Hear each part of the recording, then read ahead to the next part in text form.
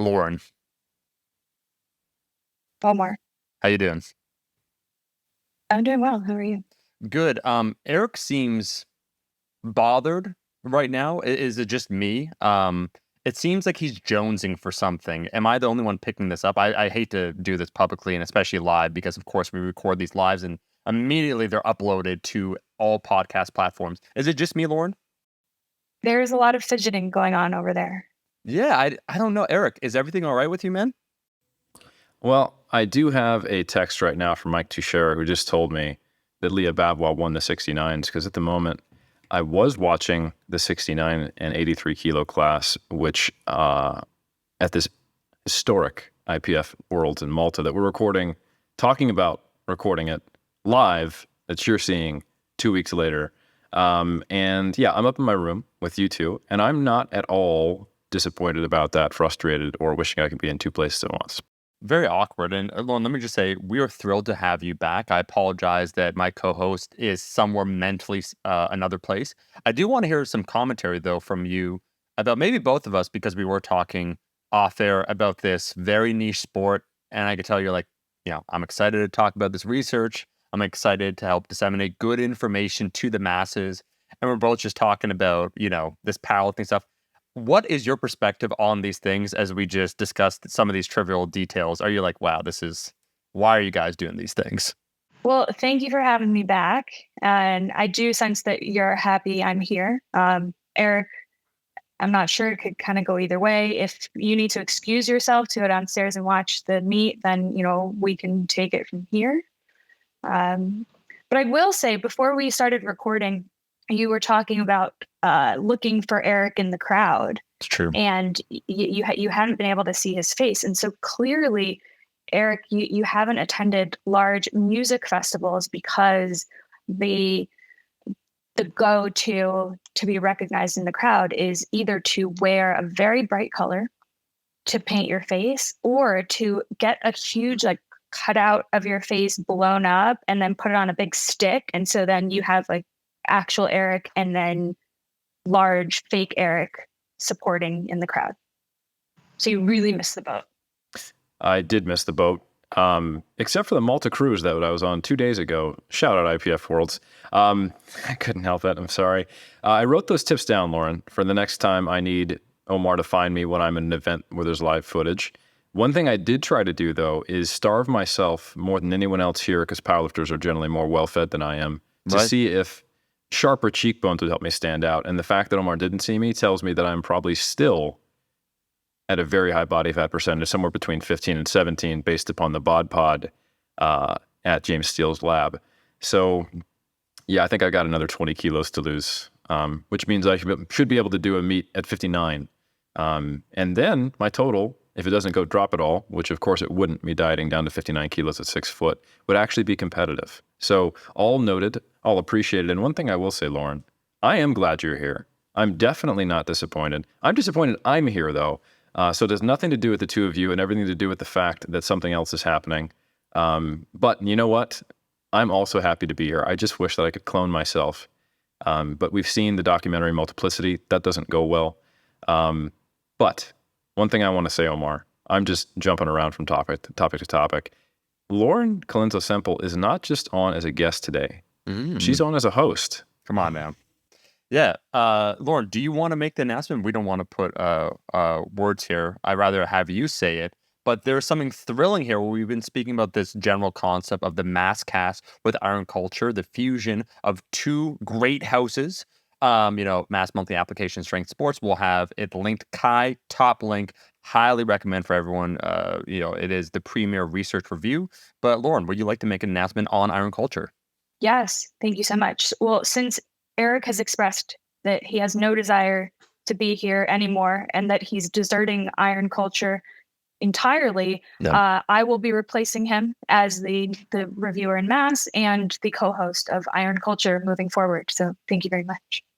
Lauren, it's high time. Let me just say that Eric, I could tell this very moment, at least he's announcing it. People have often thought that I am the person that will derail certain episodes or go on tangents, but to control this man before every episode, I have to code. I'm like, remember, you're the science guy. you're the person that you got to deliver the information. He said, but Omar, the lifting, the swole hunks, all these sorts of things. So it's, I think it's better for the cult, Lauren, to have someone that's actually about the science, that cares about the research, that wants to discuss it, and won't be distracted just by hunks lifting hunky weight. Like that is not the scope. I mean, it's somewhat the scope of iron culture, but it's not the entirety of it. And we really need to get back down to our mission statement. So we're thrilled to have you aboard, thrilled to have you part of now the MASScast Iron Culture, to be more of a reoccurring guest on here. Genuinely.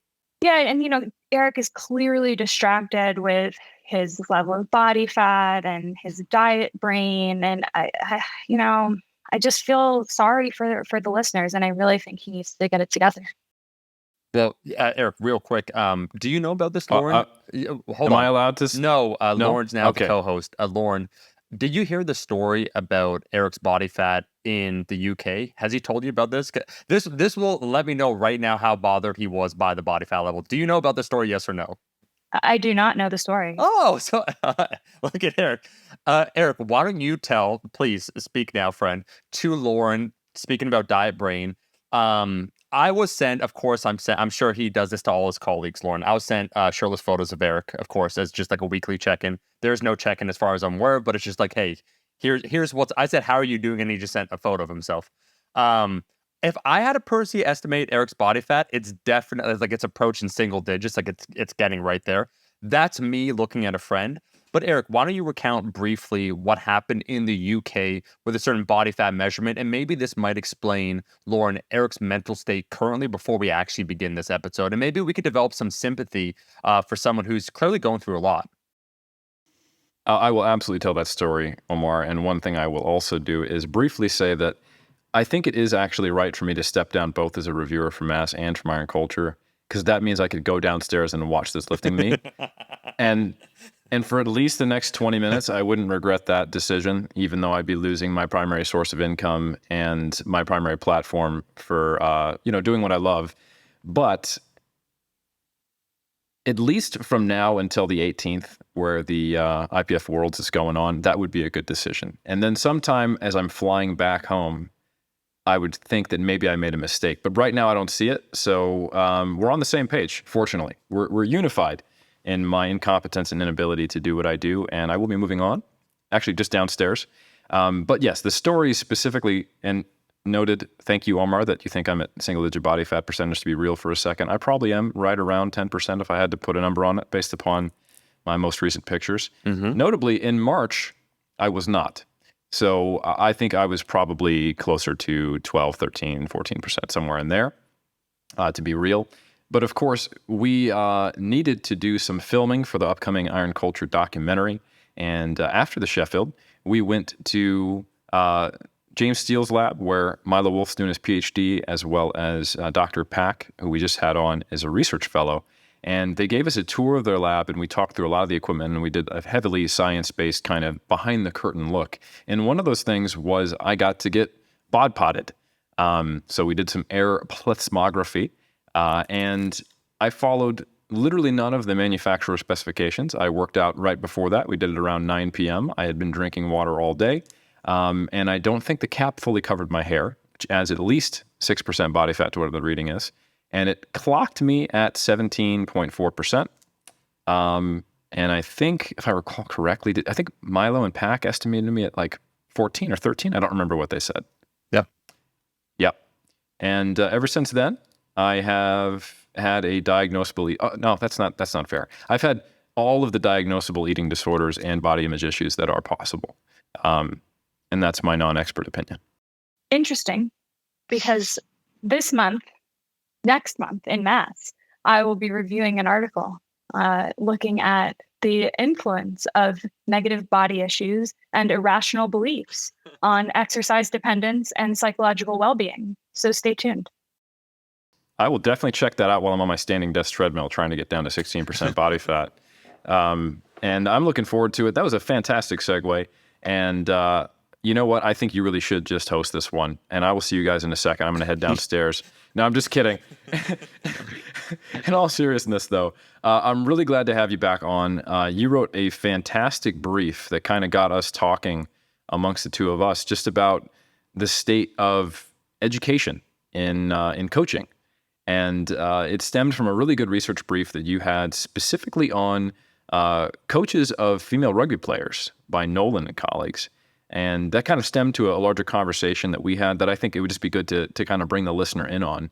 So, Lauren, do you think, what's the best place do you think you want to start with that? Just kind of giving people a rundown of this pretty cool study? Sure. So I'll start with a bit of clarity for your listeners that I'm thrilled to have recently joined the MASS team. I'll now be contributing to the research review on a monthly basis.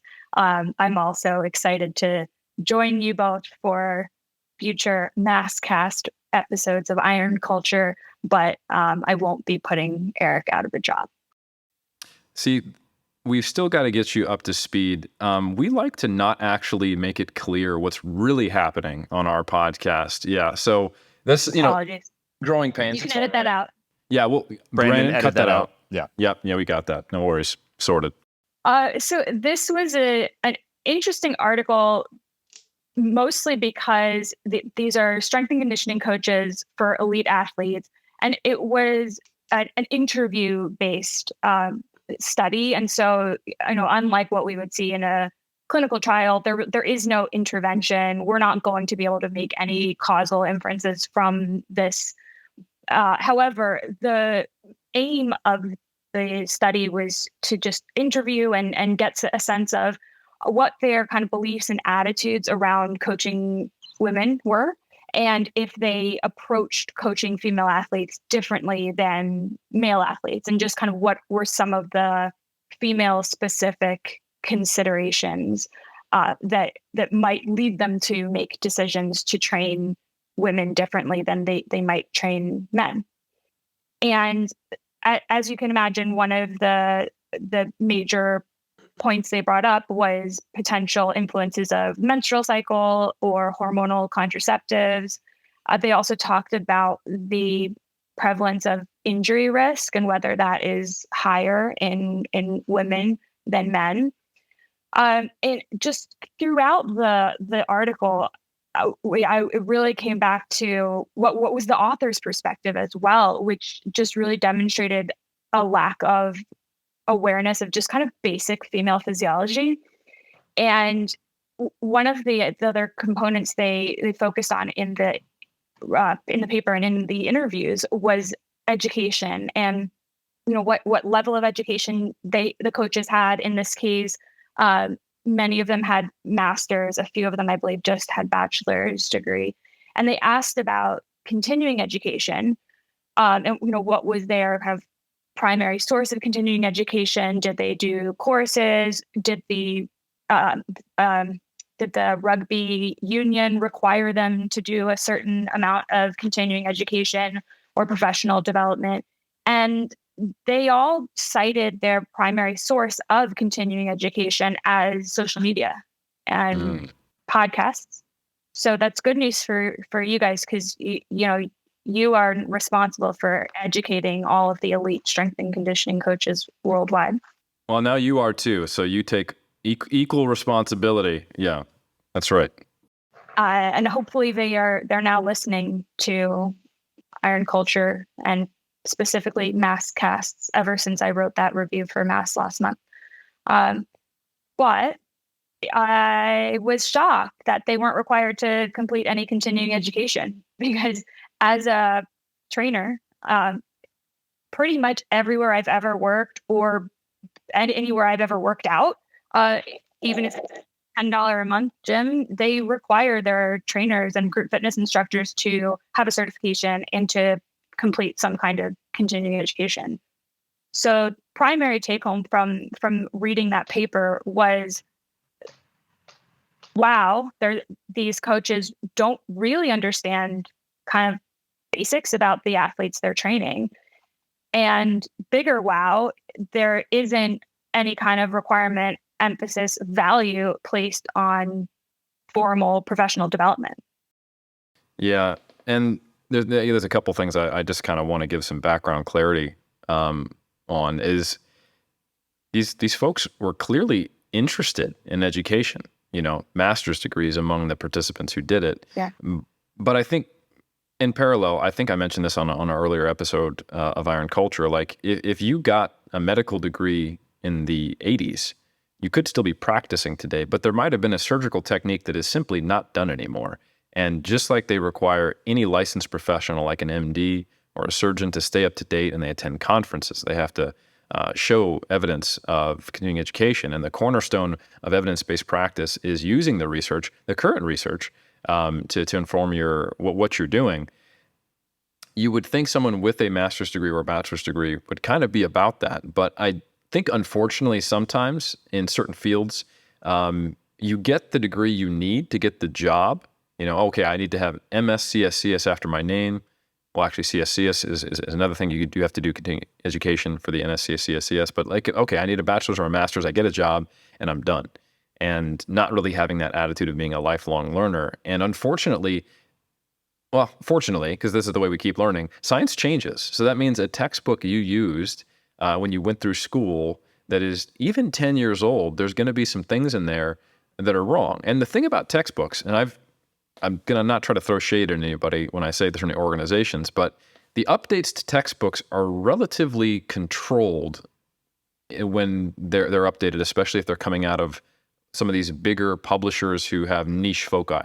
Like say an exercise science textbook, you might get asked to write a chapter for it. That doesn't mean they just give me a blank page and they go, hey, Eric, hey, tell us everything you think about nutrition. They give you the old version of that nutrition chapter and they say, I want you to modify section here, here, and here based upon new research. And you can absolutely request or try to make more changes, but ultimately, most of the time, unless there's been a monumental shift in the evidence on a topic, you have about 70 to 80% of the same content in the updated textbook. So it's a slow-moving process. And yeah, I think people are still getting taught things about, muscle fiber typing, for example, or Q angle, which we can talk about. That is something that came up in my master's degree, which is not that long ago, or a few other things that have come out to now be a new understanding, a different understanding that can meaningfully impact practice.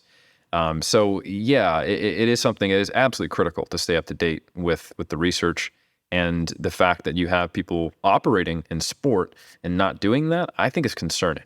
Yeah, I think that the importance of formal education certainly needs to be balanced with kind of field experience and real kind of in the trenches, especially for a personal trainer, right? So I think that regardless, it's very important to focus on some kind of professional development and to surround yourself with colleagues who will also kind of push you to learn new things. But of course, you do learn from your clients, from your athletes, and arguably that kind of learning experience isn't something you could get from a textbook. But I think there's a really important balance there between really understanding the basics of physiology, the basics of exercise metabolism, how skeletal muscle works, how and why fat loss works, sex-based differences at a just basic level. And then, of course, you are going to do some training with your athletes that is not guided by a textbook. But I think they both sets of experience kind of really go hand in hand when it comes to any kind of clinical practice. Absolutely. And, Omar, I think this is something that you could speak on, is like some of the consistent, I'll call them tropes, but there are truth to some of them, of like, and we've even talked about it. What is the role of research in informing practice? It's like your day-to-day things that you're doing, you're not going to be putting a citation behind to be like, yeah, let me check out the recent research to figure out what nutrition changes I'm going to make with this client, or what drills we're going to run in practice today. Let me check the SCJ right now. That's not what you do, but that's not what research is intended to do. So some of the tropes, Omar, that I'm thinking of is like, all I've used is my experience, and all this research is a waste of time. And it's odd to think that sometimes it does come from people with a formal education to some degree, and who are actually incorrect about the foundational knowledge that they think they have, and it is impacting their practice, and they just don't know it. Some things that really stood out from this brief that I remember. So Lauren, do you want to get into the Q angle thing? Because that has like, it personally hit me because it made me realize like, oh shit, like I am part of the problem, like not that I don't train female basketball players and it has never impacted any decision I made, but I can see how some of these things, if you really don't take the time to invest in updating your beliefs and staying in touch with things, can lead to, limiting beliefs that impact how you actually train people. So anyway, I think it'd be good just to go through some of these examples that kind of show, hey, you do have to combine these two knowledge bases. Yeah, I think that the concept of Q angle and the potential effect on injury risk is really misunderstood and definitely hasn't been kind of widely updated. But the concept is your Q angle or quadriceps angle is going to affect men and women's injury risk differently, mostly because women have a larger pelvis on average, a wider pelvis, and so therefore a larger Q angle. And that can lead to poor patellar tracking, and therefore you're at an increased risk of knee injuries, particularly ACL injuries. And it's the coaches in this article expressed that belief, and kind of that was their underlying reason, or quote science-based reason for why they need to be aware of this as a kind of female athlete specific concern. And it, the actuality is that women have wider Q angles on average because they're shorter. And so if you take a height matched male and female and you measure Q angle, then they're the same. But if you just measure that static measurement in, if women on average, because on average women are shorter than men, then you start to develop this belief, or start to give some sort of quote scientific basis for this belief. And then the second point that is, I think, important to note is a Q angle in and of itself isn't really thought of in the updated kind of world of exercise science and physical therapy as really being a valuable measure in informing what happens during movement. Because when you measure Q angle, it's done just as a static measurement when you're stationary. But when you're playing sports, obviously you're running and jumping, and the Q angle is actually constantly changing. And so a development of a measurement method that would allow for that dynamic movement and those changes that will happen would be much more informative about how that would impact actually the line of pull of the quadriceps. Now, it's a great explanation, and it's the kind of thing where if you just kind of have that in your head from your education, that you might decide, oh, well, I'll use a little bit less volume for my female athletes on plyometrics or something like that. Or I'll do some type of preventative thing with their knees, or I'll really cue like knees out when they're squatting or something like that. When in reality, it like you said, it's a function of height, which I find fascinating, that sometimes the things you learn in your formal part of your education before you're actually in the phase of your postgraduate, like research-based degree, when you're actually doing your dissertation or your thesis, which kind of shifts your mindset towards, let me start critically analyzing things and questioning my knowledge. Sometimes you don't apply that back to the coursework you took because you weren't in that mindset at that time. Most of us weren't, I should say, as a student. Ideally, you would be, and that is something that we try to teach earlier and earlier in good schools. But often it is kind of just memorization, and here's the rules, and then, okay, now go create a thesis. And you're like, wait, what? I have to think critically? I don't know how to do that. So anyway, I think that's really interesting. There is a quote, Omar, you're going to love this, from this specific study that could be like a YouTube comment. And in quote, "The study design doesn't matter. I don't care if it's statistically significant. My athletes got better. They improved on the field. I don't need stats to tell me that."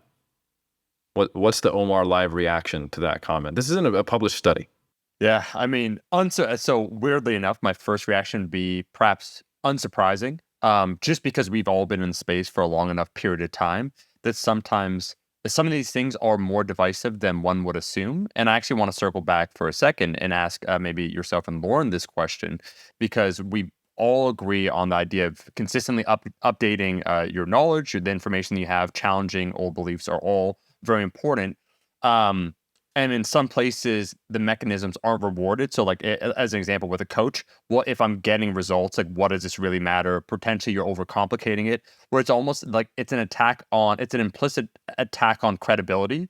And so it's a perceived threat. And a lot of things we spoke about this many times, Eric, about the concept of either a guru, where you have this like rarefied knowledge and expertise that can only be acquired through, actual experience of years and years being on the field, working with athletes. You wouldn't understand the science is outdated. Like we hear all these tropes.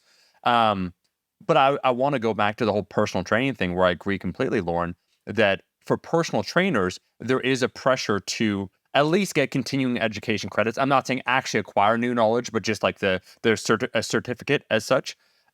It's almost one of those things I was thinking that the reason why personal training studios or large like big box gyms do this, it's the wrong reason, but it's the right incentive, if that makes sense. And so that's why I'm wondering about what can be done in order to incentivize coaches to continue the process of educating themselves and it being something that should be encouraged.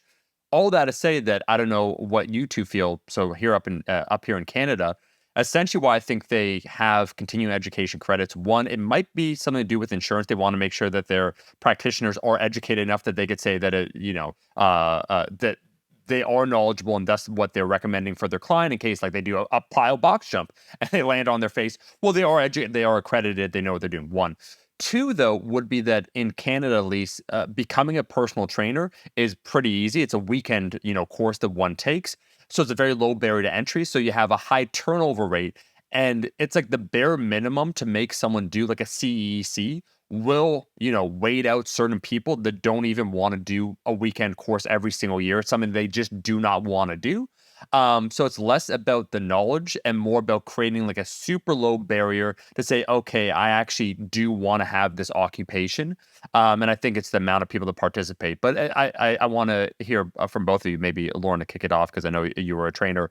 Your commentary just about that, because it seems like it's the right incentive for the wrong reason. Like people should be encouraged to try and update their knowledge and practices. But from at least from my understanding up here in Canada, it's entirely for the wrong reasons. Yeah, I mean, in the US, that the same is true in terms of the barrier to entry. I feel like that's true everywhere. Yeah. And so it's very easy to become a personal trainer, and the course itself doesn't really teach you how to train anybody. Yeah. And often the courses want to teach you some kind of system that particular organization has tried to coin as like their way of training. And I remember one of the first courses I did, it basically saying that, you needed to do like a block of unstable, like BOSU training. And then you could do a block of hypertrophy training. And then you needed to do a block of speed and agility training, I mean, which doesn't really make any sense for pretty much anyone that I can think of. But the point being that they want to teach you the, insert whatever organization's system, Yeah. as opposed to really teaching you the foundational principles of how to be a good personal trainer. And then it doesn't, to pass the course, it doesn't actually require you to demonstrate that you yourself know how to exercise, that you know how to communicate any of that to another person, or that you are equipped to handle all of the other things that come along with working with people. There's a huge psychological component, behavior change component that you're going to kind of come up against. And your clients will ask you about nutrition, will ask you about supplements. And you need to, or hopefully you should be able to answer or direct them to a good resource, or have a critical enough lens to evaluate something when they come to you and they say, oh, I heard this or I read this, that so that you are somebody who's kind of promoting them to consume high quality evidence as opposed to the garbage that is so common in this industry. I don't have a ton to add to that. I think Lauren really did a good job kind of fleshing that out. And I've had the unique experience of also seeing how it kind of operates in New Zealand. And I think the ultimate outcome is similar, even though the way it's regulated is a little different. There's some enforcement issues. Like, yeah, there's a pretty well standardized course that you have to take to be a trainer if you end up working in a gym. But if you want to do like group X stuff in the park, or you want to train people in their home or one-on-one, there's no real enforcement. So it only gets a segment, and the course isn't great. I mean, like you said, Omar, like even just having a basic course that requires you to do some continuing education, it does put certain barriers in place where people who are really truly uninterested in trying are not actually having people's safety in their hands. So it's good, but it's an interesting thing. Is like, what is and I don't know. I'm not proposing I do know. What's the solution for this? Because I don't want this to sound disrespectful, and of course not. I'm basically still a trainer. But the skill set that someone needs to effectively help someone who has never had much in the way of exposure to fitness in their life, it's not something that requires a tremendous amount of education. It does require really good people skills, the willingness to just stay up to date with some basic principles and having a principle-based understanding of exercise science and not having false beliefs. And I think that is an important thing, because unlearning is something that a lot of people have to do. You need go no further than any kind of general population discussion that you might hear outside of our little niche of the evidence-based community. And you hear people who are doing things that they don't need to do, that don't make sense, and that actually are making it harder for them. Or they have some completely incorrect beliefs around just the basic fundamentals of how does mass of a human body change over time. So people do have to unlearn things sometimes. And when you get a trainer who has that, they can really do a fair amount of damage to a relatively large client base. So anyway, I don't know if more regulation is the answer. I don't want to create such a high barrier for entry that we start losing perfectly competent trainers who maybe don't have a bachelor's degree and are, have some experience and are able to be, good in an interpersonal sense, and they have sufficient education. So there's a balance to walk. And I will say, and I don't know if this is a change of topic, but something I was mentioning to you in a DM, Lauren, is like and I think you agreed with me, was that there's very few certifications that are not just a checklist of it, seeing if you can know a bunch of knowledge that also teach you something. Like after I did this course, or after I studied for this test, and after I got the certification, it fundamentally changed how I train people. A lot of the time, in my experience, trainers study for the test, they get the certification, they put it on their CV, and they did have to study, they had to do all these things, and there are some maybe character traits that co-vary with someone willing to do that are favorable for their profession. But it doesn't actually change what they do as a trainer. Like if you looked at them 2 months before they started studying for the exam and 2 months after, the sessions are going to look pretty similar. And I think that's unfortunate. It's also hard to write a textbook that actually teaches people what to do with a client. But there are a few out there, and they're generally not the big certifications that get you your principal degree that you put at the top of your CV as a trainer. And I'm not sure what to do about that, to be honest. Yeah, I think that the assessments are also set up for that. It's the traditional education model where you study for the test, you memorize the things that you need to know to do well enough, and then you immediately forget everything. And I think, when I was growing up, I really hated science because science was always taught in a way that seemed so far removed from anything that was relevant to me. Biology was taught that way. Chemistry was taught that way. It doesn't have to be. And I think people who are good science teachers are able to, go in the weeds, but then bring it back and remind you of why this matters and why you should care. And that's what makes it interesting. and it's kind of lost in the really traditional model of education. And I think that the personal training certifications have adopted that model, and what's lost is the that piece of, hey, you're actually going to go out and work with people after this, and we need to set you up for success in these different scenarios. And you memorizing the Krebs cycle doesn't really help you in that goal. Yeah, I totally agree. So I'm going to do it because it would just look bad if either of you two did. But this is the perfect segue to basically honestly promote mass in a genuine way. And here's what I mean. That there's a look, guys, anyone listening, I have no vested interest in mass. I derive no income from it. I do have my co-host, the hunk Eric, who does. So you could make the argument, yes, it benefits Eric. Therefore, I want him to succeed. But let me frame it another way, because we're talking about, some education systems where, to update certain textbooks, it's almost like anachronistic, where they'll keep a certain amount of the knowledge that's already there. There's only a certain portion that you can update. And so just with the way that with new information coming out, it's always in ways almost lagging behind a little bit. So there's a delayed effect there. Okay. And then we take a look at certain systems and structures, like we talk about personal training certifications, where they want you to adhere to a specific kind of test. It's something that's very testable for them to do.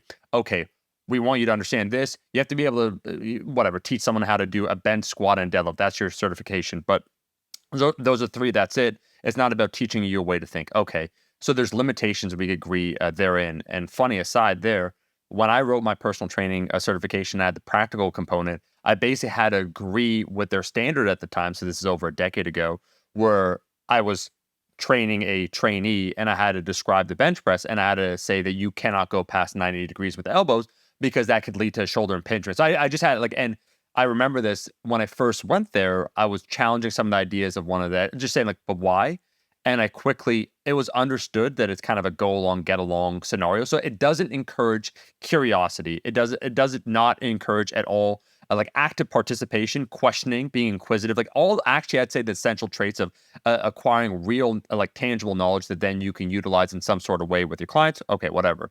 But that's where, for myself, and there was a contingent of trainers at the place that I was at first, and then when I went over to another training facility, that were very inquisitive, and there were resources that then we would use, and that's kind of the bridge in the gap. And I really do feel that with services like Mass, it bridges the gap for people that are either science interested, science inclined, practitioners that just want to stay up to date. And it's not only about the way things are covered and the topics, but it's also the critical thinking that's implied in terms of the way that one should approach just any of the knowledge within the space that I think is a valuable trait for anyone to learn. And so I see a high functional utility of services such as Mass. And this is like just me just being straight up about it. I think that's why there has been such a growing space for either educational materials, so things like research reviews, or even things like YouTube channels or podcasts, where it's people that want to disseminate the latest information. So think about Mass, monthly application strength sports. You're updating people on the latest research, the latest. If it was a textbook, I'm just making this up. It'd be a year, 2 years, 3 years before potentially that latest info that, you guys can answer better than me. If it's a training certification, again, it's a structure kind of by its very nature, the way it's designed. It's kind of immovable, it's immobile. And so it takes maybe just as long to update. So there's this gap here between people that want to know what to do and where to access it. And I think that's why this space that we all participate in really is the place for people that want to do that. And I'm wondering from both of you then, all of us are trainers, but if someone is interested in updating their information, where would they go? Not only the resources, but the way that they think about things, which we've spoken about before, because I think we're all identifying the same thing here. Like, okay, it's great that people either like textbooks, you want to read that. Is that necessarily the best source of information? Yes and no. If you're a trainer and you understand you need to get CECs, is that the avenue? So what would you say then? Like, what is, especially Lauren, like you mentioned that about Q angles. I was taught Q angles over a decade ago too, right? Like there's some spaces, especially when it comes to like sex differences, that like people are woefully behind. So for people that are interested, what are some of the like building blocks then to being not only a good trainer, like the soft people skills you need, but I mean, being up to date with the latest information? I think it's tough because on one hand, you are a new personal trainer, you're trying to grow your business, you're trying to actually get experience training people. And so even if you are interested in learning more, and being more educated, it falls into a kind of, where do you seek out a mentor, and who is that mentor, and are they somebody who values continuing education, and do they have access to good resources? Because I think that when you're really learning the ropes, when you are certified, but you're sort of learning who you are as a coach, then you really do learn from the people around you. And so seeking out a good mentor, I think, is really, really important. Uh, and just thinking about, do you go back to school and why? I think there is a value to formal education in the sense that it provides you with a structure and forces you to uh, read that paper, or write that paper, or go to class and have that discussion. And some people are kind of disciplined enough to do that on their own time. But for many of us, the day gets away from you. You have so many responsibilities with your work life and your home life that you're not really going to give yourself the same kind of structure and adhere to that the same way to really get the same benefit that you would out of something a bit more formalized. And that doesn't have to be a master's degree, but even if it's just signing up for an online course, or reading mass every month. There's the plug. Yeah. Yeah, no, I echo that, and I see things in kind of some different buckets, like formal education or just textbooks in general. Let's say you were an accountant and you decided to have a career change, but you didn't want to go back to school. Getting your hands on a really good exercise physiology textbook, the most up to date one that has good reviews, and the same thing for nutrition metabolism book. Those concepts, they do change. Don't get me wrong, but 90% of what's in that textbook probably won't. And it's not that you really need to know, like, okay, where does digestion for protein start, in the mouth or the small intestine, the large intestine, or the stomach.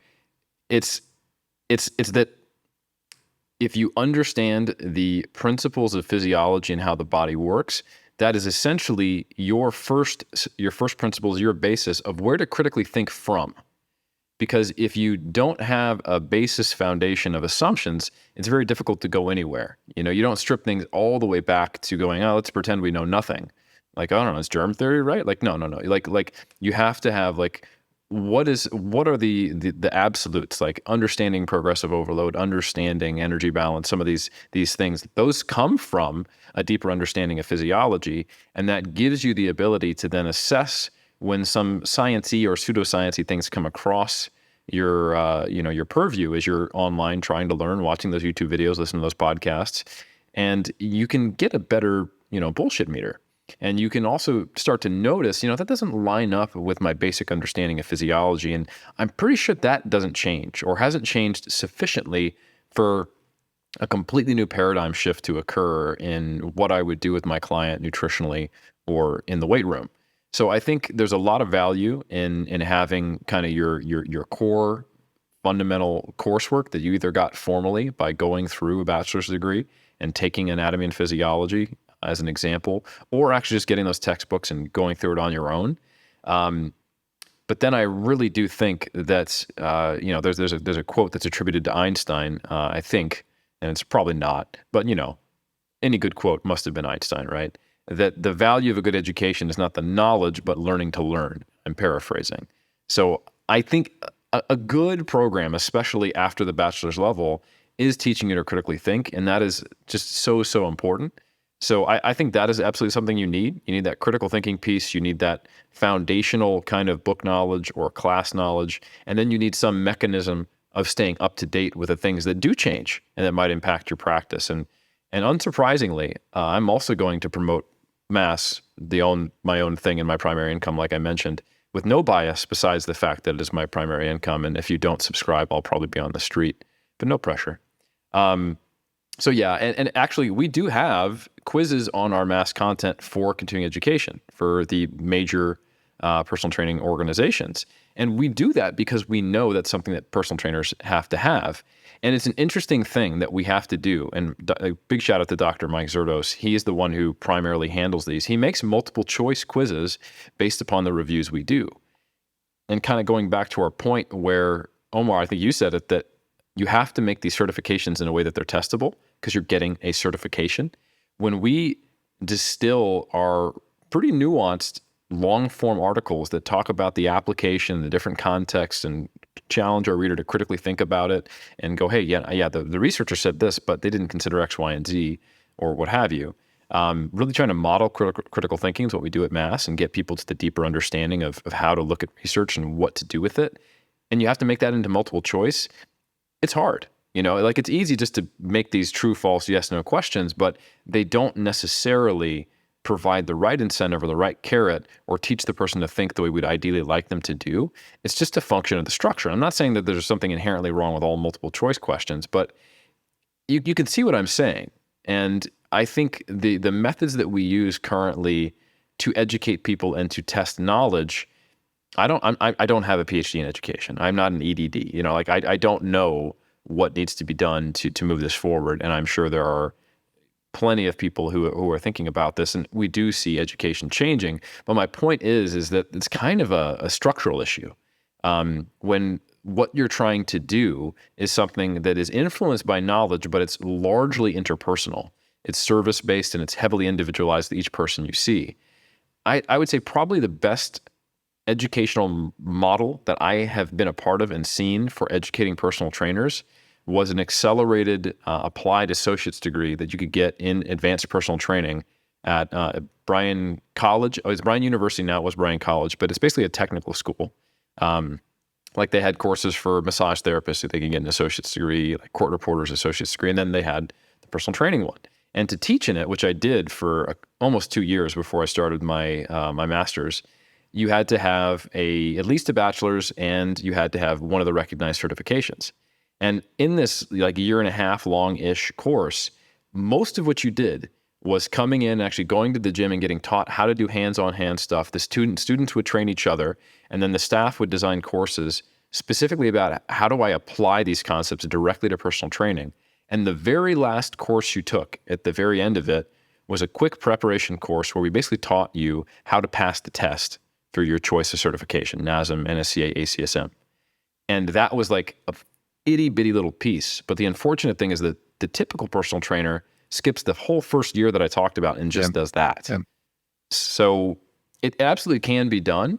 But when you're in an industry where you don't have to pay all that money, you don't have to spend 1.5 years, it's why would I do that? It's very difficult, especially because people who are becoming personal trainers are typically not in a position where they're already in a high socioeconomic class. They don't have a lot of money and time. They need to get a job now. And the only solution that we had was, hey, we know that you guys need to be personal trainers now. Go ahead and do that. Even though we were going to teach the certification in the very end, let's get you a decent certification so you can get a job. So they all of our personal trainer students who are learning to become a personal trainer were basically personal trainers while they were studying, knowing that they would become far more marketable and they would have an advantage. And they just had to find the time to both have as full of a client roster as they could to pay for the school so they could eventually have even a fuller client roster. And I do think it was worth it for them in most cases, but the opportunity cost is not an apparent like win-win when you look at it, when there are these other very quick pathways to having a full roster. So I think it is what is rewarded in the industry, and it's not that, unfortunately. Yeah, I think if you understand nuance, then you are much better equipped to discuss science, interpret science, and work with people. And part of the more and more that you work with people as a trainer, the more you start to understand that just as a function of having that experience. But hopefully what you would learn in a more formal setting is that there is so much nuance. And that's one of the elements of being a good evidence-based practitioner. It's not, here's what you do and this applies to everybody.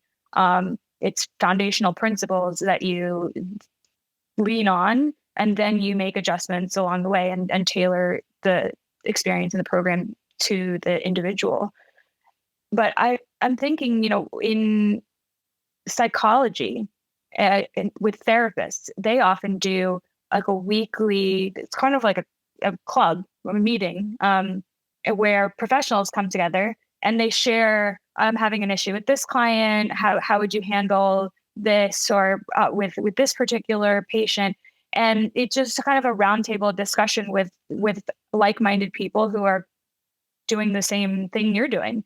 And you can kind of throw things out there and help each other out.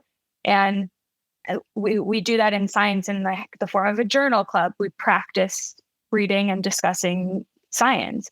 And so I think that would be really valuable for personal trainers, and is something that they could do as that it wouldn't necessarily have to cost money.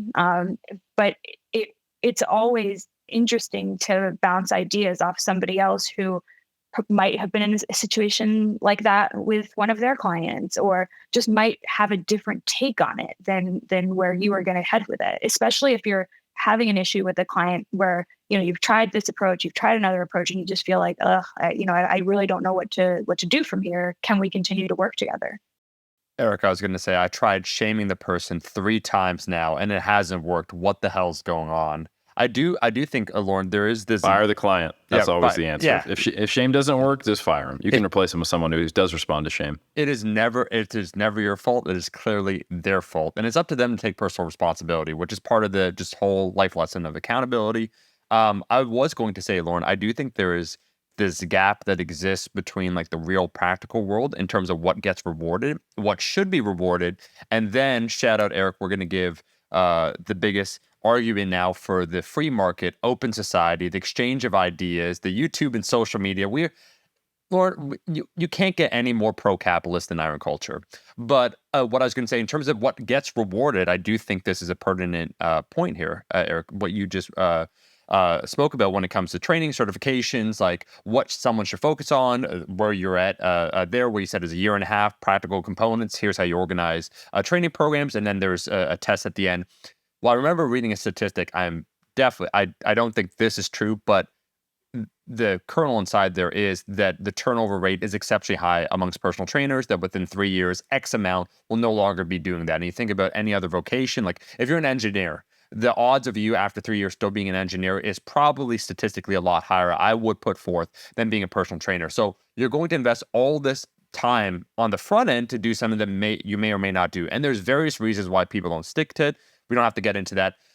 But what I do think is important is that you also spend all this time, and then in the marketplace, what people will tend to gravitate towards is not like your level of knowledge. It's either your success rate that can or cannot be attributed to your level of knowledge. It could be your soft people skills could be exceptional, right? You can motivate people. You explain things and they're completely incorrect. You need these 6 foods in order to get lean. That's, it's not true, but they follow through. They have their trust within you, and they lose weight. And once again, your rate of getting clients to their goals higher than anyone else. Well, someone's going to probably hire you.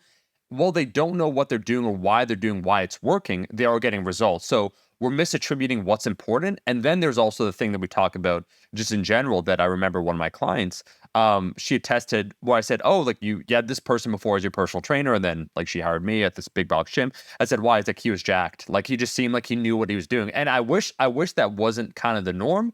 But when we think about market pressures in terms of why people choose personal trainers at big box gyms, we're not talking about people participating online. They say like, oh, like Lauren's a coach. Like I've been following Lauren's writing really good. She's clearly the person for me. We're talking about the general person, like what they look for. So you're not even rewarded for trying to educate yourself. And in a place that is kind of cutthroat because there's so many new participants, I think, in the personal training place, the thing that you get evaluated by, if it's not your physique, then it's kind of your reputation. And your reputation, once again, may or may not be due to your knowledge or may not be due to your actual skills that are important to pass on to your client.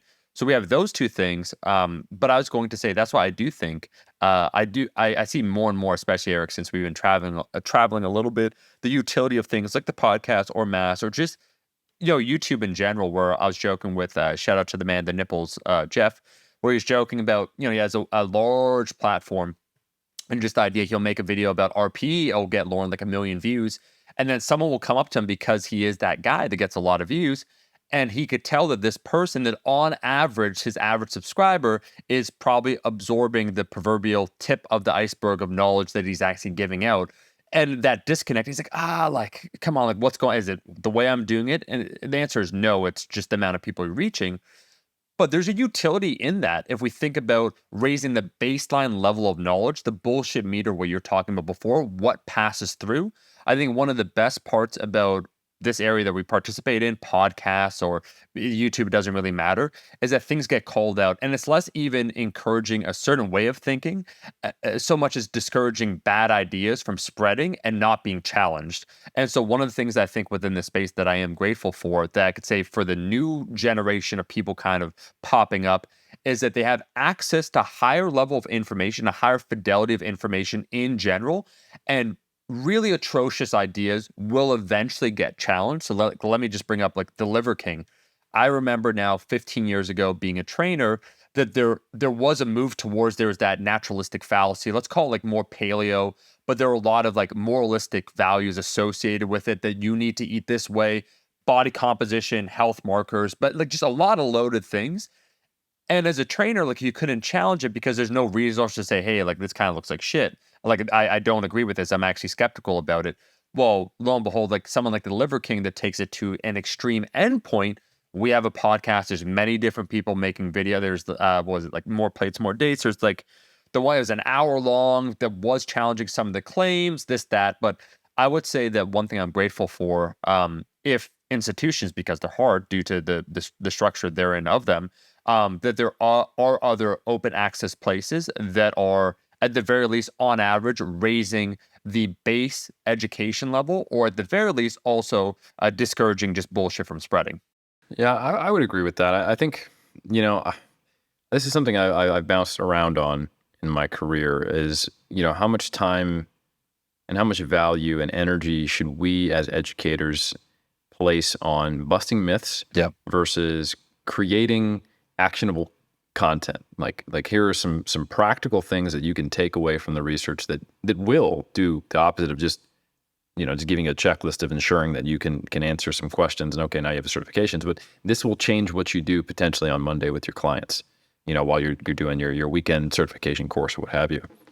And I've always gravitated towards trying to produce actionable content because it feels like whack-a-mole dealing with the myths. And maybe just my personality. I'm relatively, I don't like to have conflict with people. And when you're myth busting, sometimes you're also having to do that with the person who's making the claim. And we have a whole episode, by the way, check it out, on how do you battle pseudoscience? How do you correct it? How do you deal with BS and misinformation and disinformation? And I think there's a lot to talk about on how to do it right. I'm not going to get into that, but the point is, I have come around, especially now that, like you aptly noted, Omar, we're not wanting for information. And that means that critical thinking becomes even more important. I was thinking about what it was like when I first came into it, and it was just basically forums, and like if you wanted to learn about powerlifting, because that's on my mind, because I'm here in Malta, there was basically like 2 websites and a blog, and you could find a couple programs, and there was like a dominant system, and there's these, bastardizations of what we think some lifter or some coach is doing in an Eastern European country, but there was insufficient information for you to get the full depth of it. That is absolutely not the problem now. The problem now is that you have a lot of bad information masquerading as good information, and the only way you can really sift through that is with critical thinking skills. And following people like Lauren or people like yourself, Omar, or I think me as well, even though I don't play a ton of whack-a-mole, there's value not just in the information that folks like that share, but also in looking at how do they think and how do they differentiate between good and bad information, and where do they go, yeah, but what about this? Or that doesn't make sense for X, Y, and Z. Well, that doesn't follow. That's not logical. That claim is not actually supported by the evidence you used. I think just seeing that is a really, really important piece of someone's development as a consumer of information. And I would just encourage everyone listening, yeah, it's good to be like, hey, I want to subscribe to Mass because I want to know what the most recent research says so I can keep my knowledge up to date. But I think there's probably more hidden gems, even though it's harder to market in products like Mass or just conversations like these, or any conversation on science, where you can look at someone who is pretty good at critical thinking, not to blow our own horns, and go, how did they get from A to B to C? Because I didn't. I remember this time. I was hoodwinked, and I'm thinking back to some of the people who I learned from, and they were good at that.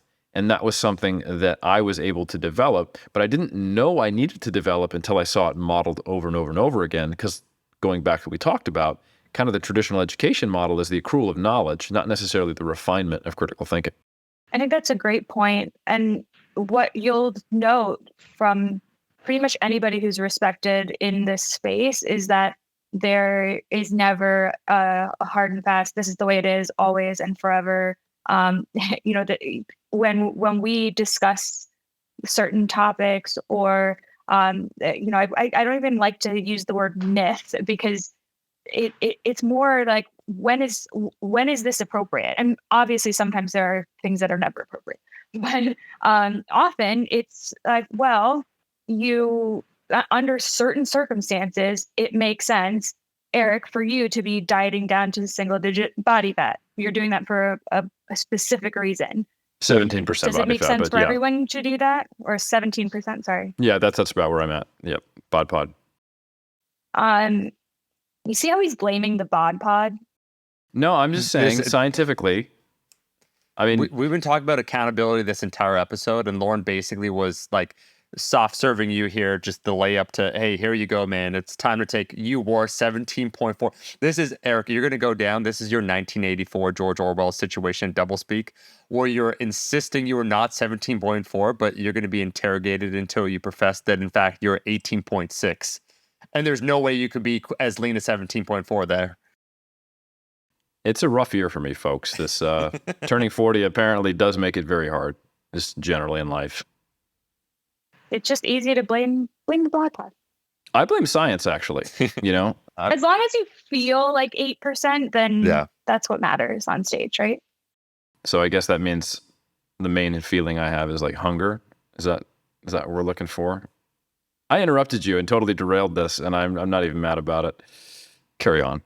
Well, I think that one thing to look out for, and I know you guys have discussed this before, is just to listen to people who are open-minded, listen to people who their careers and platforms won't be totally derailed if some piece of evidence comes out that it conflicts with something that they've stated. And I think, people who stake their whole career, their whole reputation on something, let's say I told you menstrual cycle doesn't mean shit, like ever in any context. And then a whole bunch of evidence comes out to the contrary. If I'm somebody who is unwilling to own that because my ego is so fragile that I'm unwilling to say, hey, I was wrong, then that makes me a poor source of information. That makes me an authority that's not trustworthy. So the willingness to be open to being wrong now and or in the future is a really good marker for somebody that is a valued source and that you can rely on to be a straight shooter. And also to say, I don't know. We don't know enough to give you an answer on that. And that isn't the kind of sexy Shape magazine headline that everybody wants. But and to that end, I think I've started seeing this a bit more with the newspapers and magazines reaching out to scientists and getting real quotes and getting a perspective on a study, and instead of just giving you all this crap about this is the next way to lose 10 pounds in 10 days. So I think that is something that I'm excited about. I hope that trend continues with the more mainstream media valuing science and scientists and getting them to weigh in, because I think that, yeah, if you're somebody who's really into fitness or really into nutrition, then yeah, you're willing to go on YouTube and follow people on Instagram and go on message boards or whatever it is. But if you're somebody who's just consuming that information as one of the many buckets of information that you consume on a fairly regular basis,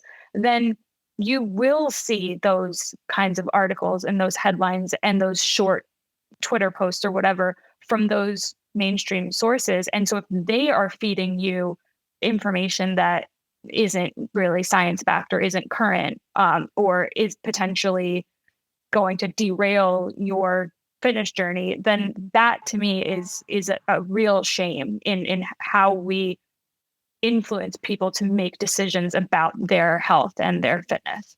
Totally agree. And I think it goes back to what you just said is a great example of why Jeff Nippard sometimes gets frustrated. He's been successful in creating a multi-million follower YouTube channel based around making science fun and educating people. And that's the type of thing. Like if it is something that doesn't feel like I'm having to educate myself, but I'm getting educated, or I'm coming across this information in the Shape magazine example, like you said, or what have you, then you're going to find a larger population of people who are not actually really trying to educate themselves or interested.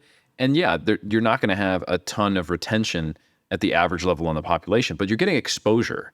And that goes back to all the way to what you said earlier, Omar, is you're raising kind of the low bar so that certain myths are no longer completely standardized, because we are having these scientists who get a seat at the table in some of these interviews who are getting to weigh in on these topics. You're seeing influencers who are finding a way, like Jeff Nippard, to very popularly promote science. And I think that's ultimately a good thing. And it's good to see that we're not just kind of been relegated to this small little sector while the rest of the industry grows, that we've actually been able to understand as a quote unquote evidence-based community how to move forward and at least be a viable influence in the broader industry. And you'd think that would potentially reformulate some of the ways that the personal training industry educates their people. But I have seen that model hasn't changed much. And I do wonder if that's because there is a structural imposition of, here's the course you need to pay for, here's the CECs, and in some cases we do have some kind of low-level regulation. I do think, man, we are just on a pro-capitalist rant here. Regulation ruins progress, is what I'm saying here. If there just wasn't these heavy-handed, jackboot wearing personal trainer certifications colluding, with the government, we would all be far better off, is what I'm saying. No, I'm not saying that, but I am saying that I think rigid structures are an issue, and they don't really allow some of the natural progression in any industry to flourish the way it should and potentially change things for better. So yeah, that is interesting. That's a good point. And I have actually been contacted. I'm thinking specifically of Men's Fitness reaches out to me relatively frequently throughout the year and says, hey, Eric, can you weigh in on X, Y, and Z topic? And it's not like they just get a soundbite and then don't reach out to me and I see nothing. I get the opportunity to be like, did I get that right? Which I really appreciate from them. So shout out to those reporters who've reached out to me. I think that's great. I do hope we see more of it. But ultimately, yeah, a couple points that I did want to make that we kind of talked around is you will sometimes see the kind of the in the trenches guy. I'm gonna put air quotes around this kind of archetype of person you see on the internet. The kind of quote that was actually embedded in this study. The quote, by the way, I'd point out, probably from somebody with a master's or bachelor's degree, which is a little ironic, where they're creating a false dichotomy. Because no one with a PhD in exercise science has ever thought science is better than education, science is better than experience, because that is a that you wouldn't make that comparison. It's like saying, a car is better than a sandwich. Like, what? Like, I need to drive somewhere or I need to eat a sandwich. Why would I compare the two? And that has become a thing. Like, it's this, I'm in the trenches. I don't need the science. And it's like, no, these are an ecosystem. And anytime you see someone boil something down to a black or white, if then, either or statement, it is an oversimplification of something far more complex, like I said, an ecosystem. And you have to wonder why they're doing it. I don't think it's nefarious. I don't think there's someone who's attacking big science. I think a lot of the times it's insecurity. They're recognizing, oh, that's a gap in my own skill set, but I don't want to believe that that could actually be harming maybe my own clients or making me less effective. I don't want to feel like I'm exposed as maybe not being as good of a trainer as I think I am. And that unwillingness to look means, okay, well, it would be logical for me to actually look and think about this and how does it fit in and could I benefit from it? But I'm just going to go ahead and create a logical fallacy and pit these two things that are not in opposition to each other as a false dichotomy, when in reality, we know they work synergistically together. So I just wanted to make that point explicitly clear, that anytime you get the question of what's better, experience or education, you just want to question that premise immediately. Like why would I have to choose between these two things? And would that serve me? And is that even the way these things work? And the answer is no. I think also we need to be concerned with what's the end goal here. So, as we discussed earlier, sometimes you're just getting that degree or that certification because you need it for the job or to apply for the job. And sometimes, I mean, in a university setting, I see this all the time. People who don't know what they want to do for work will get another degree because it's easier than figuring out what they want to do for work. And that scenario, I think you should go work, get some experience, even if it's in a field that you're not particularly interested in, because that kind of life experience will then allow you to make a decision that is much more informed about going back to school, which is an opportunity cost, which is a financial cost. And so I think that entering into either of those lightly is a mistake. And you need the why behind the what.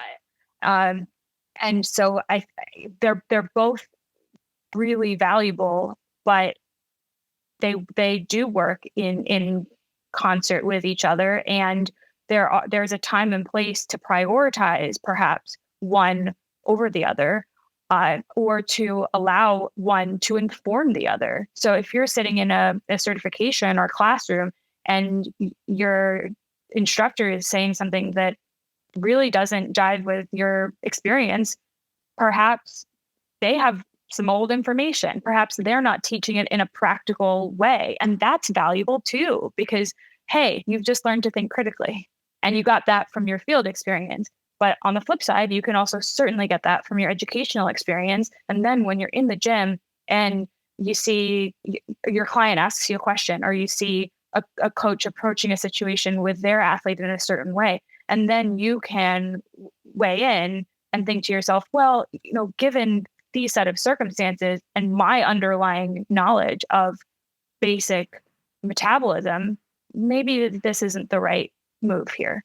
So I really do think that we should value both, and they ideally can work together to create the best practitioner you can be. Yeah, that's well said, Lauren. And I totally agree. And I think that's really good practical advice for people who, because I've seen that as well. People who are like, hey, not quite sure what I need to do in this situation. So let me just go back to school. Like it's like almost like this extremely expensive way of just kicking the can down the road, and not making a decision. And it also leads to poor learning while you're doing it, because you like you said so concisely, you don't have a why behind the what. So I think, yeah, that's I think a good direction for the conversation is like, so what should you do? And I think that's absolutely one thing you should not do is just kind of going into that relatively blindly. It often leads to people ending up down a career path that they've invested a lot of time and money in, and then they're unhappy. And so, you went to law school because, well, it sounds like a good job and I got in. But you didn't realize that you want to be a lawyer, and then you're a lawyer and you're miserable. And then do you just stick with a job that you're unhappy with, or do you make the investment of time and money later in life to go back to school so you can do something else? And that happens all the time. It really does. And I see it a lot. The funny thing is we see it a lot in the fitness industry, because it doesn't look like the most viable career. It's something that was fun. You wanted to do it, but you're like, no, let me get a business degree. Let me get a law degree, to your point. And then that goes as I would expect it, because man, I couldn't imagine doing anything except stuff I love. It's just my personality. And then you're dealing with the sunk cost fallacy. And how long is it going to take before you're just so deep in that trench? And you're getting deeper in the trench, which is what's making you more and more unhappy. So you eventually hit this point of friction where it's worth jumping out. But you've invested a lot of time and energy into that, and that's a tough spot to be in for sure. And that goes for deciding to become a personal trainer as well, because if you kind of go into it because you like exercise yourself and you're like, cool, I get to spend all this time in the gym, I get to make my own schedule, that's awesome. Yeah, okay, but then you actually become the personal trainer and you realize, well, if I don't work, I don't get paid. I have to work super early mornings, late nights, and weekends, and it's hard on your body. So there's understanding the lifestyle around the job that you're getting yourself into, and then subsequently deciding to make all of those decisions that will get you to that end goal is really important, and something that I feel people tend to kind of skip steps there, and then they end up disappointed, or it isn't what I thought it was going to be. Yeah. I love to lift weights, therefore I'm going to love to be a trainer. I'm like, those two are actually not the same thing whatsoever. And I would say, Lauren, to your point, that for a lot of personal trainers, it's kind of a pivot career. I can't tell you how many times, unfortunately, I would say this, let's say someone was in a previous career, they're trying to make a career change. They're in their like late 20s or into their 30s. So they think this will be the new thing. Well, health, I care about the way I look and how I feel. And they will go from having like an actual career. This is a tangent, but I think an important one, like an accountant, lawyer, engineer. I've encountered all these things, but they're actually, and understandably so, it reminds me almost of, personal trainer, training clients. They're frustrated. And so they think this is the thing that will solve all their problems in terms of how they feel, their state of unhappiness. And they're going from a very reliable career, like being an accountant, an engineer, making like six figures, to an extremely volatile industry. And because you don't have transferable skills, it's not like, okay, I was an accountant, I was earning $150,000, but yeah, I was just burnt out. The numbers, it wasn't really for me. I've always liked lifting. Who doesn't like health? I want to promote health. I'm like, this is a fantastic idea. But they're so different, the skill sets. And because they're not transferable in the slightest, you have to work your way back up.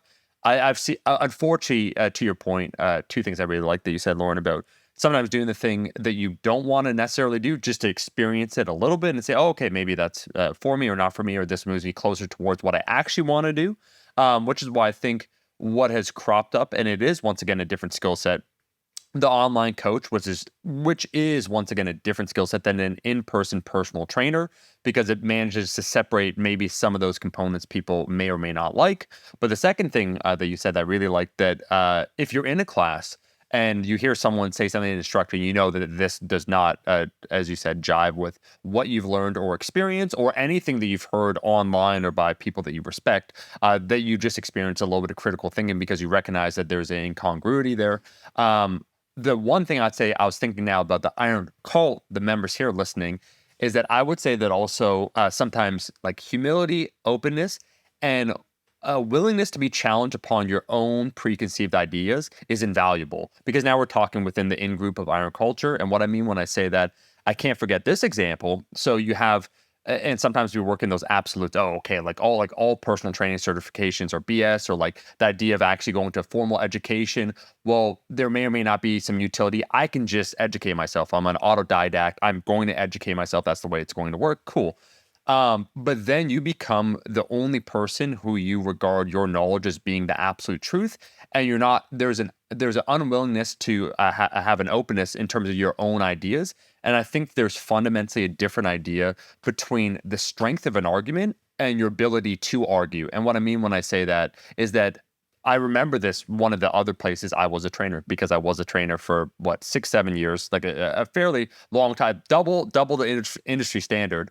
And I still, even after that point, trained for a few more years, like just a handful of people that I really liked. So a decent amount of experience. But anyways, there was a more higher end place I was at.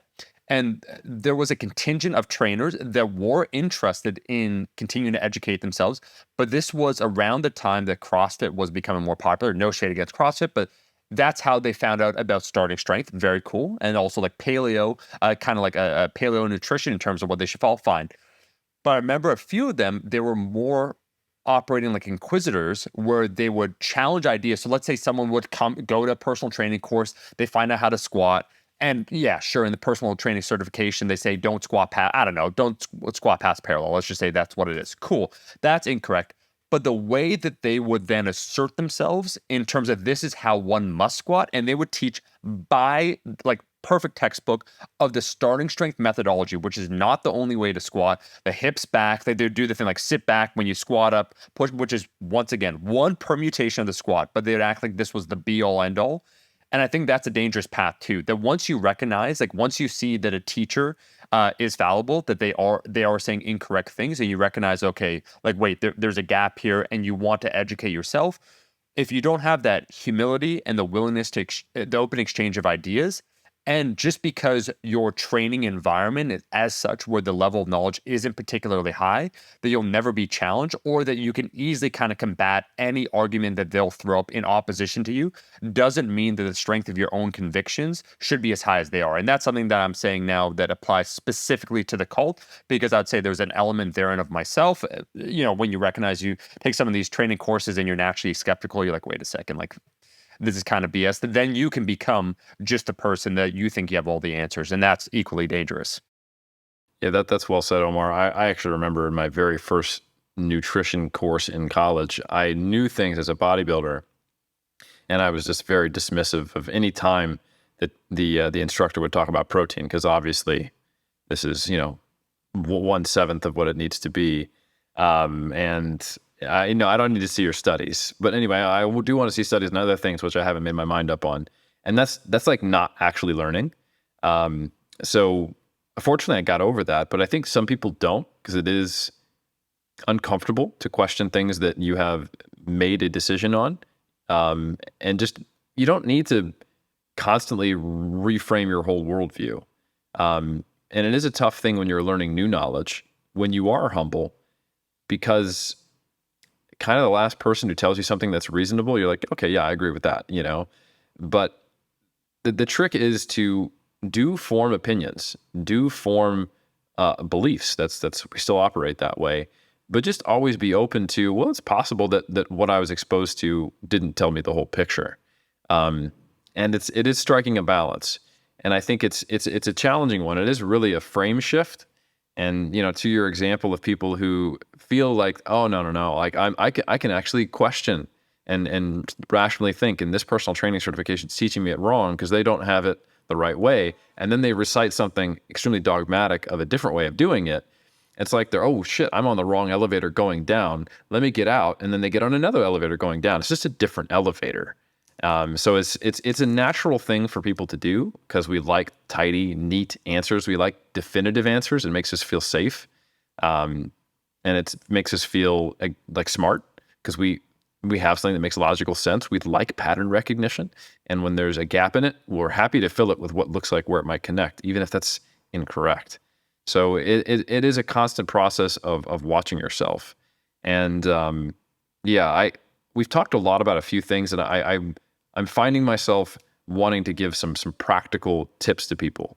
And I'm coming back to kind of, in my mind, what I think kind of like the three buckets are of you want that principle-based understanding that might have come from traditional education. It might have come from a personal training certification. Like I said, these personal training certifications might not change how you train on Monday, but most of them do have up-to-date information on the basics of metabolism, physiology, digestion, all that good stuff, anatomy. Then you want to have some, mechanism of updating your beliefs with staying up to date with the research. And then you want to work on critical thinking. And one thing you said, Lauren, which I think is probably one of the best tips that has actually been in this podcast, is getting a mentor. If you can find someone who does those three things, shows those traits, you can look at their critical thinking skills and go, they've got that. Having a mentor can really, I would say, fast track this process of becoming someone who can really make that ecosystem I talked about and have the combined elements of experience and book knowledge that actually does impact your practice. And it does allow you to do things and problem solve and apply things on an individual nuanced level. And it's really important.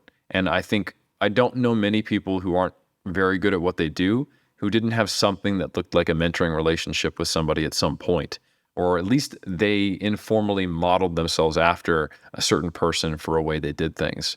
And I think that is a really good piece of advice. I think ideally you have more than one, because Yes. one of the things you were both just alluding to in terms of getting really attached to one kind of method or idea or way of thinking, or then being really combative to somebody who challenges that. I think when we find someone we can trust, and when we find someone who we've decided, oh, this is a good source of information, this person knows their stuff. Maybe they do, but they don't know everything about everything. And so maybe they're a great source of information for exercise programming, but you'll ask them about nutrition because they just kind of go hand in hand when you're working with personal training clients. And they might have completely ass backwards ideas about nutrition. And so just because somebody is a great source of information and an expert in your eyes in one area doesn't mean that they should be your go-to source of information in all areas. I think is something to keep in mind when you are kind of developing that relationship and that level of respect. It's great. But I know in my experience, it's been really valuable to have mentors who are different, who teach differently, who speak differently, who have different areas of expertise, who come from different backgrounds. And you can really learn from them in different ways, and kind of take a piece of what they do, how they do certain things, and adopt some of that for yourself in your own practice without trying to emulate everything about one particular person. Well said. That's another elevator to not just get on also going the same direction, is going, oh, no, I'm done with gurus. Let me find a mentor who I trust completely, only follow them. And I basically just become a mini-me version of. That's not the goal. A good mentoring relationship should just look like directed one-on-one learning customized to you, where the person is openly sharing their experience. And ideally, they're open to you asking questions about it. You don't want a mentor who's like, well, hold on, I thought you wanted to learn from me. Why are you asking me why I do my stuff? Because it's right. That's not the kind of conversation you want to have. And having, honestly, I think a good supervisor in a PhD or master's project, or if you're in North America, a committee chair, that is ideally what they're supposed to do. And I have loved my opportunity at AUT to be a primary supervisor to a ton of good master's and PhD students, many we've had on Iron Culture, which I love, because I learn from it as well. And this is a two-way street, because you get to a point in a PhD like where you chose your supervisor or your mentor, which is essentially what, like I said, a supervisor should do, or you chose your advisory, your committee members, because they're the experts in the field you want to study. But because PhDs and masters are so specialized, and that's actually something I want to talk about in a second too, you end up ideally becoming more of an expert on the topic than they are, if it's niche enough. And so I remember vividly numerous times with my students who've graduated thus far, and I have a couple PhD students and a handful of masters, where when it started, there was a lot of mentorship on here's how we would study this, here's even what a good question is, and here's how we design a study. And then at some point, a year later, I make some correction on a manuscript, or I make a suggestion, or I put forth, I don't know about that. And they go, well, actually, and I get unactuallyed by my student, and I'm like, okay, we have arrived. You are more of an expert on your thesis topic than I am. And that's the goal. And that, of course, I learned from that, right? Now that the teacher has become the student, and that's the way it should be.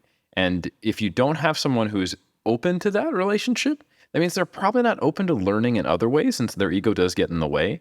And that means almost by definition, they are limited in their capacity to mentor you. So anyway, I really just can't recommend that enough. I think it's a very positive thing. And maybe one final conversation piece before we end this is one thing that many mentors in our space, I gave examples of PhD supervisors and master's committee chairs, and we're talking about who mentored us, and Lauren, you're near the end of your PhD program. I have a PhD. I don't want to give the impression to personal trainers to think like, oh yeah, if you do this right, well, to be a good personal trainer, you need to spend 10 years in school and have a doctorate.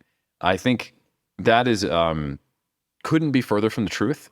You need those skills we had. And in 99% of cases, it doesn't make sense to actually pursue a doctorate where you get this highly specific knowledge in a very specific area. But I think if you wanted to be a personal trainer educator, that's a little different, because now you're covering a very broad basis of a whole skill bucket that I talked about, So I think that's different. And I always feel like I need to say that when anytime we're talking about, career progression. I don't want you to think that I'm the model, or I don't want you to think that Lauren is the model. I think we're good people to learn from because we've really, really focused on one aspect of what it is to be a personal trainer, and we have the experience. But there are a good mentor for you. Let's say, you're well educated, you're very smart, you're analytical, but you don't have a lot of experience. Would probably be somebody who's been in the game like 20 years, who's been a trainer for a long time. You wouldn't get much out of talking to me for a whole bunch. You might, I asked him some questions for an hour and he was a little more up to date than I was because I didn't get to read, the Mass Research Review mid-month while he was writing it. Like that's not a useful, mentorship session. But yeah, having someone who has been a trainer for 20 years and it's just accrued that experience in that scenario, that's what you individually need to progress. So anyway, I just want to say there is a difference there, and education is important, but it is not necessarily something that needs to be progressed to the nth degree. It's just something where you do need to tick those kind of big rocks that I kind of positioned earlier. I agree. And I think that when you look at like I said before, the purpose of getting the degree, I I'm a worse personal trainer now, probably because I don't really train people anymore. Um, so, but when I went back to school, I realized that the lifestyle of being a personal trainer every day just wasn't something I wanted long term. And I also really missed that learning every day. The idea of education for me and wanting to get a PhD was really rooted in that kind of ongoing intellectual curiosity. And that's not something that is necessarily going to show up in a paycheck or a job offer. You do this much more so for the journey and for the learning experience, and whether that makes sense from an opportunity cost perspective is certainly on a case by case basis. And so I think your point is well made, and there are plenty of coaches that do not have much formal education but have been in the game for years and years, like you said, Eric, who are excellent. And hooking up with them also gives you access to their network. And so then here's, a few potential mentors for you, and you can see how they coach and also how they run their business. And there's so many aspects of being a trainer, depending on, what's your niche, and are you doing it online? Are you doing it in person? Who are your clients? All of that. So I think that the term education starts to evolve when you think about being in a particular area of practice for a long period of time. And networking is a huge part of that, because then you get the value of everyone's education and experience around you in addition to just your own. Excellent points. Yeah, I couldn't agree more, Lauren. And that's some really, really valuable practical stuff. Like, yeah, the connections a good mentor has could be the bridge to your next mentor and your next career opportunity or bridge or idea. I had a similar experience with personal training, just not be a great fit for me as well. So I know exactly what you're talking about. And I think the most important quote that we had was right there in your discussion of, hey, education makes you a worse personal trainer. That's what I got from that. That's the soundbite. So that's the soundbite. We're going to have to make a reel out of that. Yeah. What do you think, Omar? Oh, yeah. Well, two things. First, Eric, I'm curious for your PhD students, how do you evaluate, the thesis that they want to pursue? Because we've had most of them now, Lauren, on iron culture. I'd assume it's, once again, the impact it can have, so on and so forth. But to what extent now is it the potential for it to go viral on the interwebs when we have them as a guest? Like they'll pitch you like a PhD thesis, Eric, and you're just thinking to yourself, no, that won't get the views. You're like, no, go again. And they're like, I'm really passionate about this. You said passion doesn't bring the dollars, man. Come on. So like what percentage would you say, like what influence has the algorithm played in terms of influencing your PhD students to choose, let's be honest, a more marketable thesis? You're like, oh, like that one's so boring. Come on. RP already been done. No. It's tough. So, like at AUT, the PhD, because you start pretty much writing your proposal when you start, it's a 3 to 4 year process, right? Yeah. So the algorithm changes a lot over 3 to 4 years. So what we need to look for is that evergreen social media content. Can I make a video out of this? Could this be a centerpiece kind of post? So they come to me with a complex research study design, and I say, all right, I need you to give this to me in a 10 to 15 second video clip or an infographic that has at most maybe 3 shapes and a few words. Yeah. And that is going to be the constraints with which you can design your thesis project. I could give a serious answer to that question because I do actually have a process by how I help students develop their research question. And it is very individualized, and it is about what are your goals? One good example. So, for example, Kai Homer, he's an MPhil master's student. He does our timestamps, right? And he is doing a really, really cool master's project, which I'm very invested in, specifically doing a crossover intervention with physique athletes or people who are lean as physique athletes with a lot of training experience who have dieted on carb loading and looking at the impact on their physique, not only in terms of actually anthropometrics like muscle thickness and skin fold thicknesses, but also standardized photos with the face blocked out and getting physique judges to score those photos. So it's a true controlled trial intervention looking at some of this stuff that's only been done with, what I would call quasi-experimental designs previously. But one of the things I told him was, hey, think long and hard if you want to stay in this field and do a PhD on this topic, and if you want to stay at AUT. But I tell you what, if I had my way just purely selfishly, I'd be like, absolutely, do a PhD on peaking because I'm Eric Helms and I'm a freaking physique athlete and dork about this. And also, you're awesome. Don't leave AUT. Keep being awesome here. Like, you stay here and do things I like. Don't pursue your own thing. But what I told them was, look, you want a broader skill set at the master's level. You want to make sure you have a lot of options you can go. You're relatively young.